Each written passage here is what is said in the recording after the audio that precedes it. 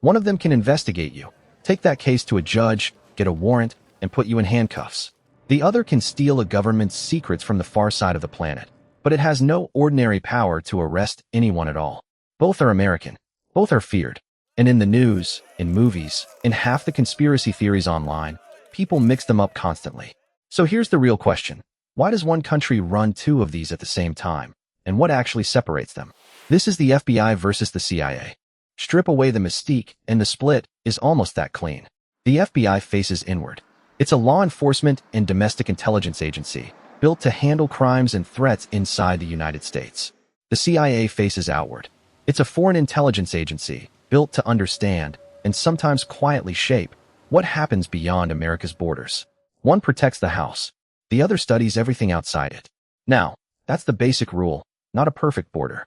Foreign danger doesn't stop at the coastline, and a case that starts in a U.S. city can chase a lead overseas. Hold on to that tension, because later, it's the whole problem. Rewind to 1908. Back then, the Justice Department had no permanent detective force of its own. For big cases, it leaned partly on investigators borrowed from the Secret Service until Congress banned that practice. So Attorney General Charles Bonaparte, with President Theodore Roosevelt's backing, assembled a permanent squad the department could finally call its own, roughly 36 special agents to start. As the story goes, Bonaparte once cracked that the simplest way to find tough enough recruits was to line them up, let them fire at one another, and give the badge to whoever was still on their feet. What he actually built was quieter, but it lasted. Through the 1920s and early 30s, Prohibition poured enormous illegal profits into organized crime, while a wave of interstate bank robberies, kidnappings, and violence gripped the country.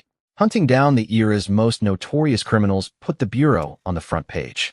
Prohibition ended in 1933, but the fight against organized crime rolled on, and in 1935 the organization finally took the name we know today, the Federal Bureau of Investigation.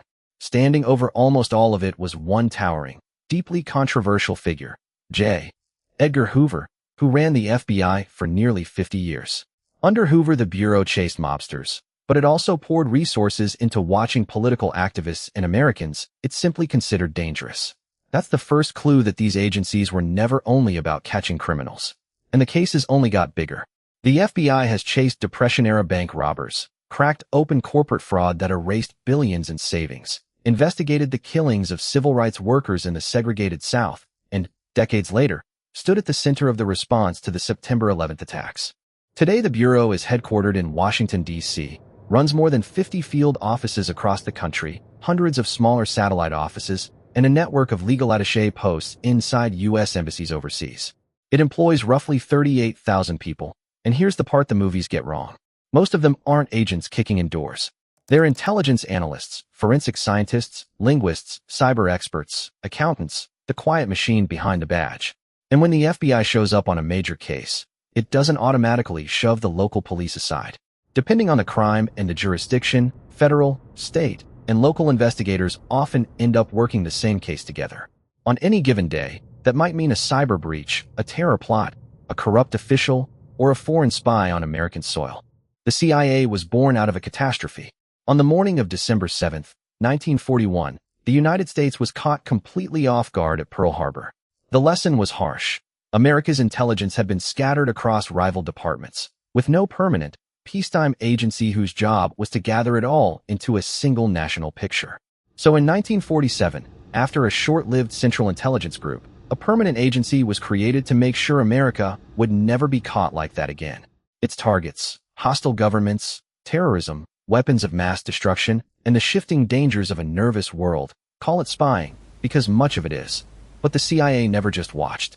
During the Cold War, it acted, helping engineer the 1953 overthrow of Iran's government. And for decades after, secretly backing rebels and factions whenever Washington decided it served American interests. At its core, the CIA collects and analyzes foreign intelligence, but when the president authorizes it, the agency can also carry out covert action, operations meant to shape events abroad without America's hand showing. So how many people does it take to run all of that? Officially, no one will tell you. The size of the CIA's workforce is classified, not published, not confirmed. Secrecy is the entire design. It does eventually release millions of pages of its own history, but long after it can matter.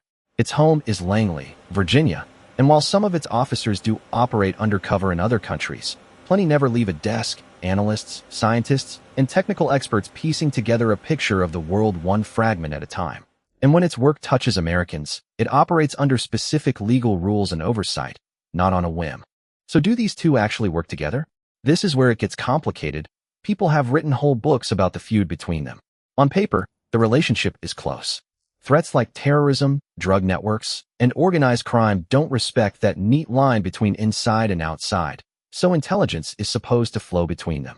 But supposed to is exactly where it breaks. For years, the two agencies guarded their own turf, their own sources, their own secrets, and pieces of the same picture sat in separate buildings, never assembled. The reasons were tangled. Turf and institutional culture, an instinct to protect sources and methods. The FBI's need to keep evidence clean for a courtroom, legal walls between intelligence and law enforcement, and outdated systems that left critical information sitting in separate databases. The most painful example came before September 11th, when warning signs existed but were scattered across agencies that weren't sharing the way they should have. The truth is they cooperate and they collide, often at the same time. And one difference captures the whole relationship. The CIA gathers intelligence. It is not an ordinary police force, and it has no general power to arrest anyone. The FBI does, which means, at least in theory, the FBI could investigate a CIA officer and put them in handcuffs if that officer broke federal law. One watches the world. The other can arrest the watchers. So what does it take to actually get in? Both agencies require U.S. citizenship.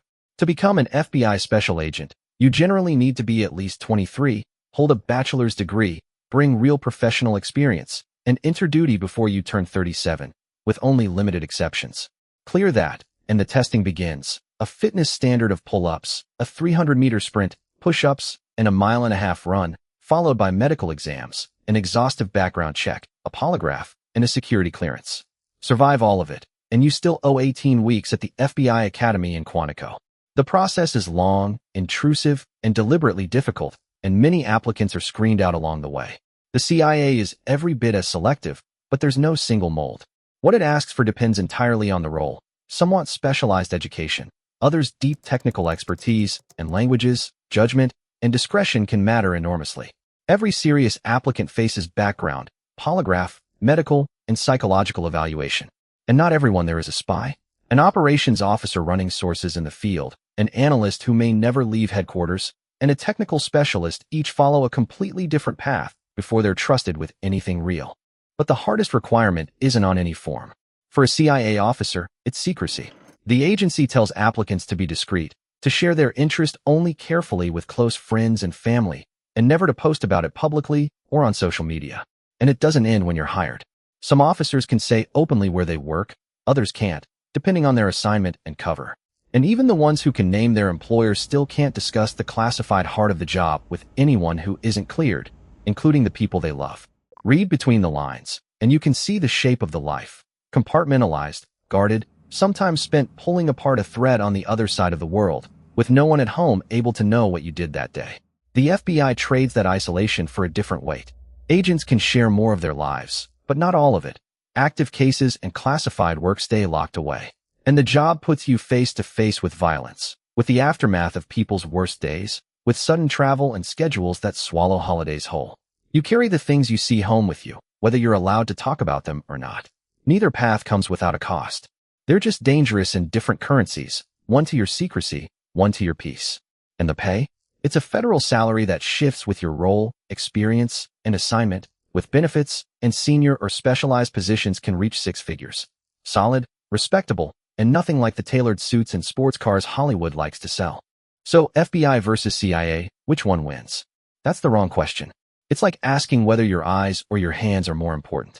They were never designed to beat each other. One turns inward and enforces the law at home. One turns outward and steals the secrets abroad.